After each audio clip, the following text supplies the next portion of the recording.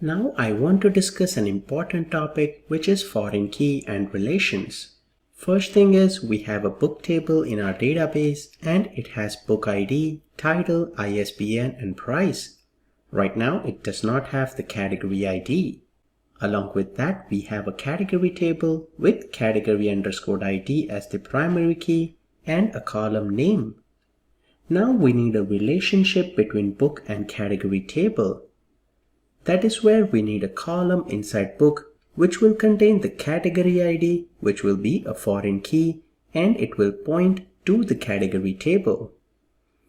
That is a relationship that will build between both the tables. So in this case, every book will contain one category. We need to build this relationship using foreign key. Creating a foreign key relation is pretty simple with EF Core. The first example you see is in the book class. If we create a category object, it automatically sets up a relationship. Let's see that in action. Let me switch back to our course. Right here, we have the book class. So in here, we need to create an object which is category, and let me call this category as well. We have not done any other change. That being said, let's add a migration. We'll clear this and we'll add a migration. We call it add relation category and book table, and let's add this. Let's examine what got added. Right here you see within our books table, it automatically adds a column named as category ID. Along with that, you can see it is adding an index there and it builds a foreign key relation, and the relation is between the books table and the column is category ID that was just added.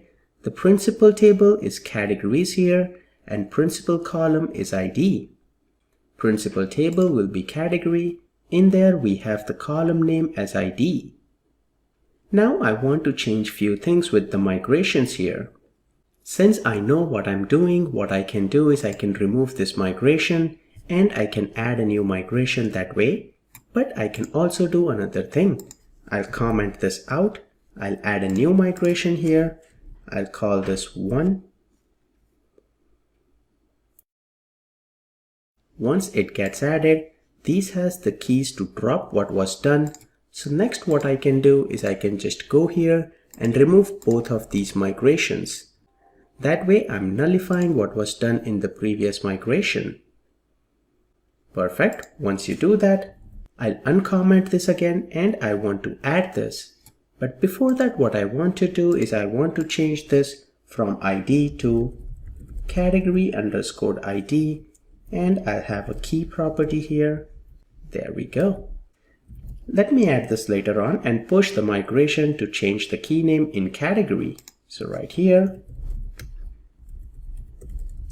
I'll add the migration, change primary key for category table. Let's see. Yep, this looks good. Let me update the database.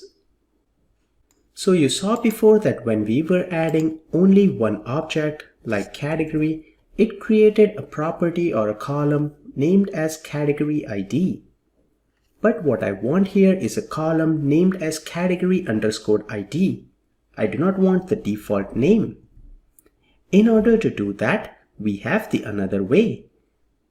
What we need to do is we need to create a navigation property with the name that we want. In this case, we want category underscore ID. And then we have to bind that category ID with the foreign key data annotation on the category table.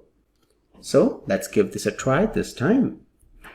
So right here, we need to create prop integer what name we want for the navigation property category underscore ID.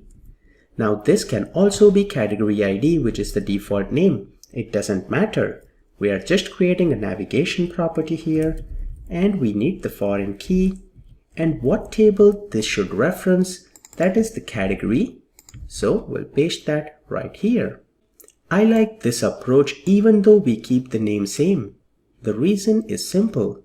This way I have a navigation property and I can visualize things more clearly when I see the book model. Once you add this, let me save it and add the migration again. We'll call it the same, which is add relation, category, and book table.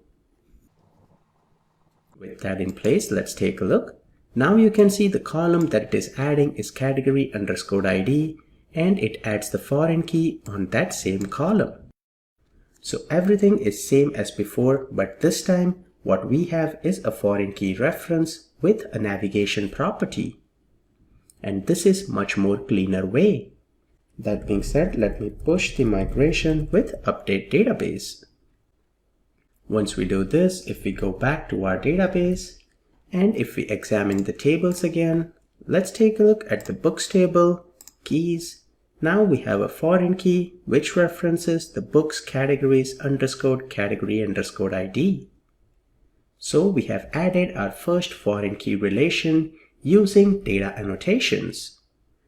Again, just to recap, you can do it in either of the ways, but I always feel that you should use a navigation property. That way it's much more clean to read when anyone is looking at the model.